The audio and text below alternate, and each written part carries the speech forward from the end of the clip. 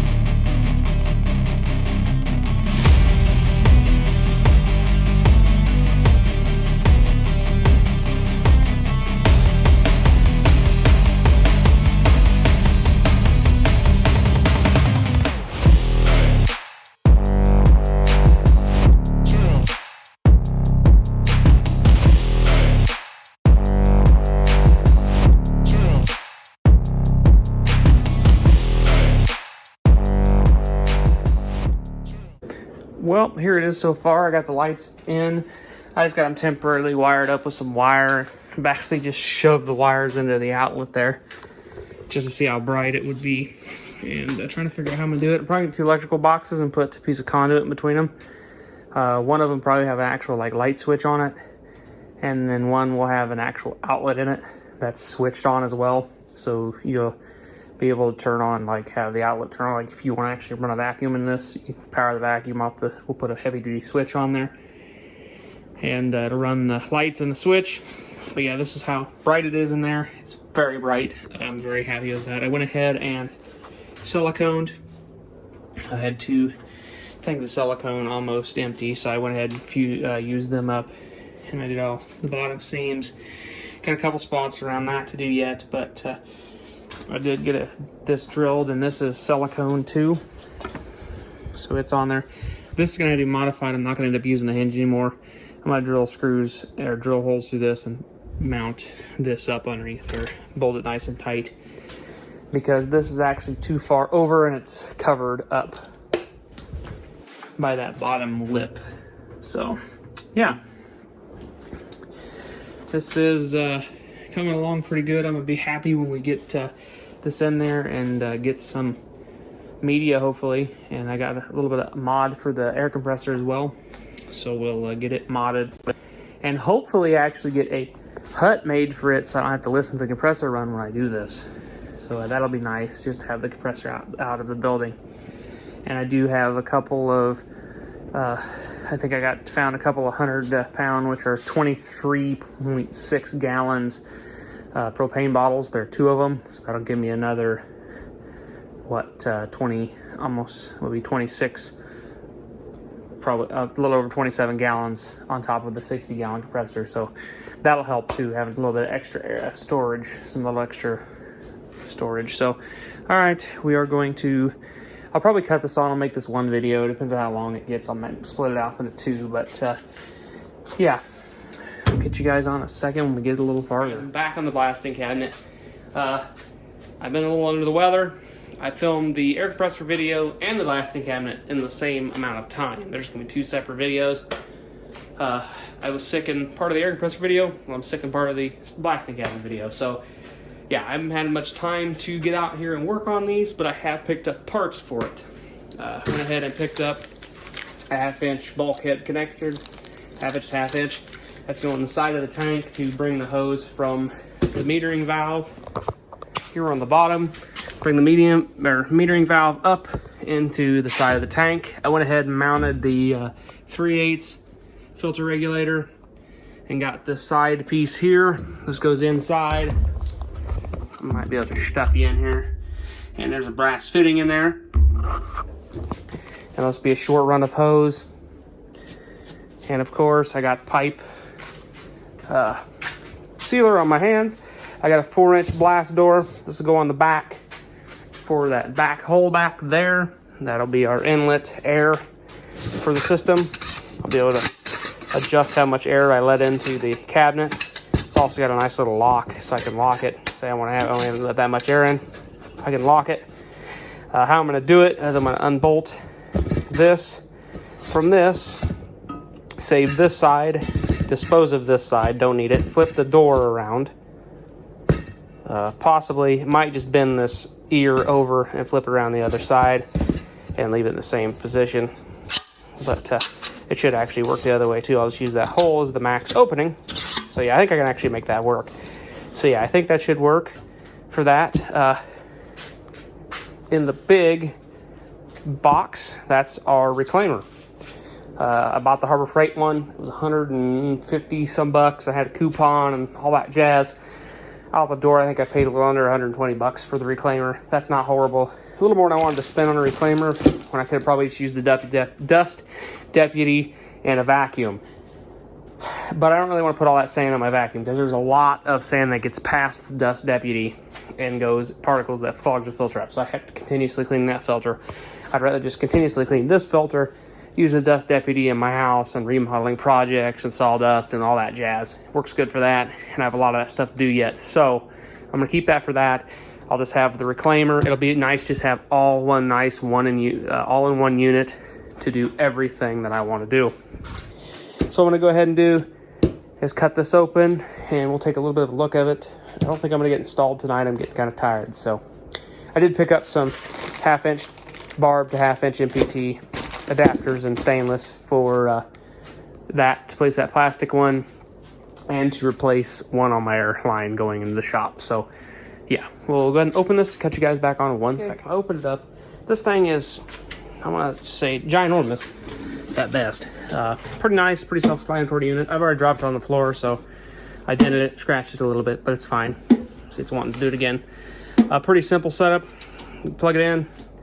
Power button's right here under this nice little window to open the top motor and filter. Just flop these two latches, one on each side, and then it just pops off. Doing this one-handed is not fun.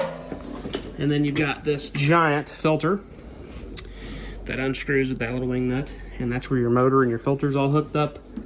And this is your actual can.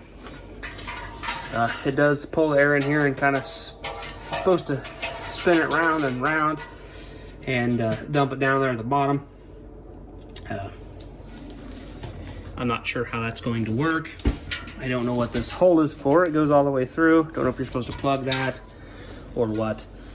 But yeah, that's the setup that you've got. Pretty big filter. Don't know if you can buy replacement filters. I'm sure you can match that up to something. Wondering though if this would have been essentially the same as buying just another vacuum, a wall-mounted vacuum, pretty much. I'm wondering if one could put it in line with the Dust Deputy, if it would pick up even more blast media and separate it. I don't know. I might do some testing to see what it'll do. But other than that, it seems sealed up pretty good. You empty, it's got a trap at the bottom. You empty your media, your used media out when you're done using it. Got a couple of these nice brackets here to bolt it onto your unit or your wall or whatever. It comes with this hose if you're going to do a straight. It comes with this to go in there in case you're going to do you want to drill a hole into your deal to do that. It's going to hook. You go straight to straight. It does come with a small chunk of flexible hose in case you want to mount it separate, not on the cabinet. A couple hose clamps. Comes with this spring foot thingy for, I think that's just to help adjust it and keep vibrations, I don't know.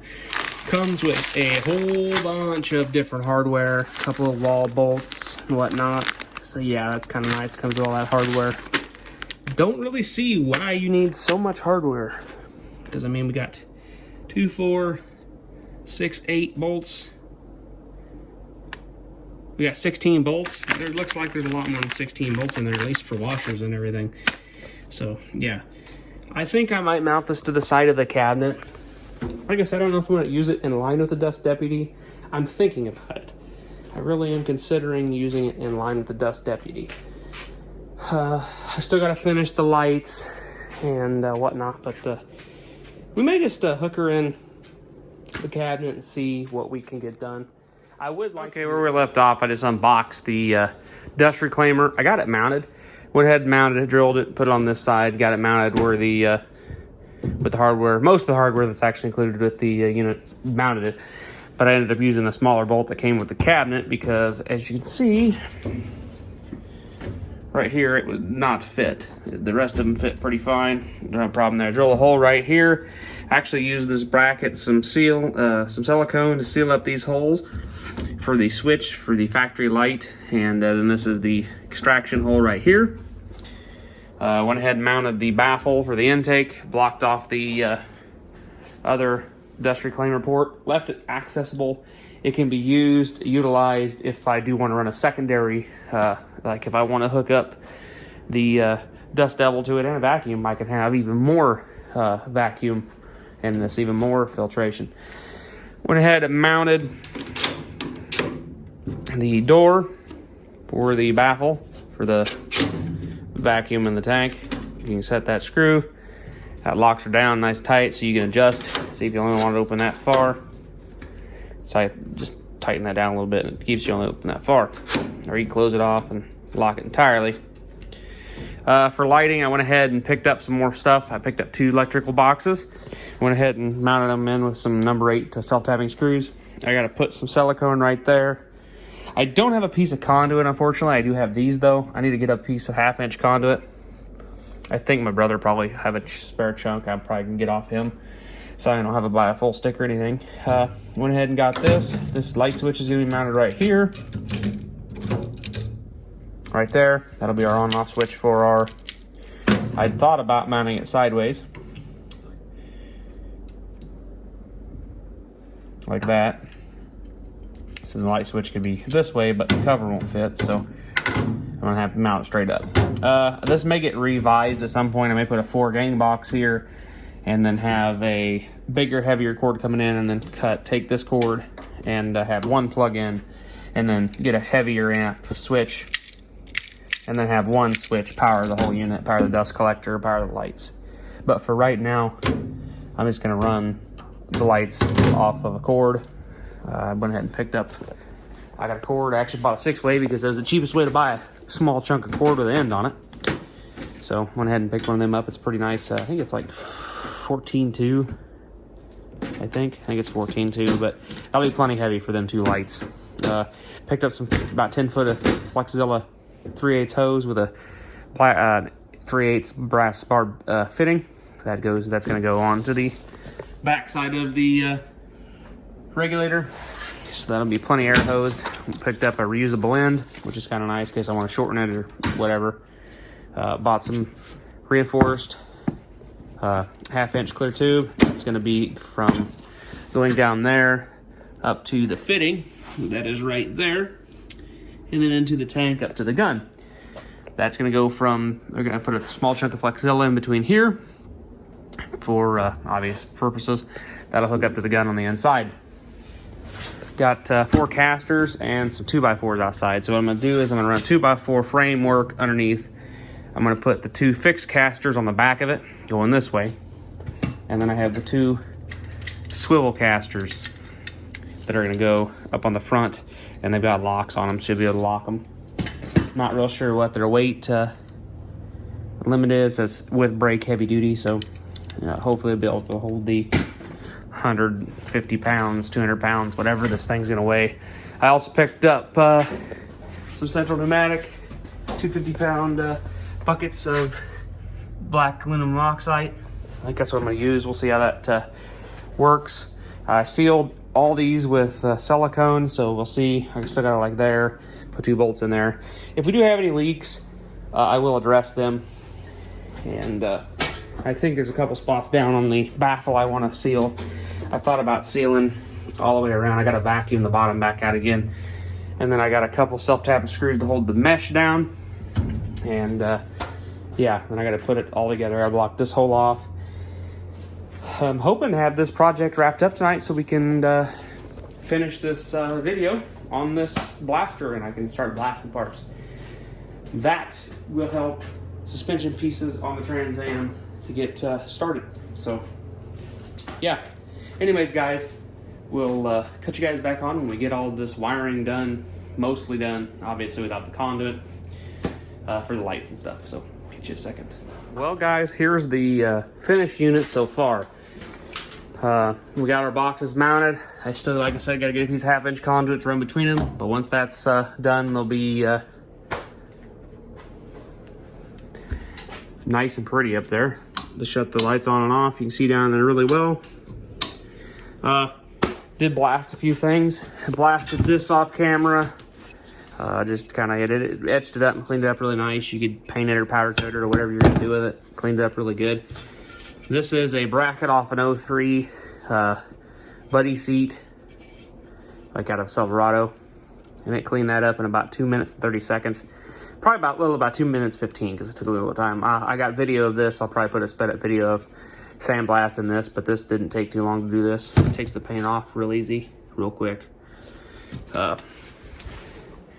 did this spindle, or I don't know if you, yeah, I'd say it's a spindle. It's a 98-02 Camaro spindle. It's going to be part of the big brake upgrade for the 95 Camaro. I went ahead and pulled the hubs and the brake calipers off. I'm cleaning it up, and it did that pretty quick. I got a time lapse of it. I will have to say it does eat that pretty good. It does take, to blast just the quick rust scale off, you could do it really quick. But if you want to get a nice clean bare metal like I have on that, you'll have a little more time in it. For doing bolt heads and stuff, this thing would make quick work of it, and it would take no time at all to do it. After doing that little metal bar, that piece, and this is how much black oxide I got out of the Reclaimer. The Reclaimer works pretty good, I have to say. Even with the baffle closed, you can watch this. With the baffle closed, it'll suck these gloves up like no other. Watch this. It's loud though, that's the only downfall.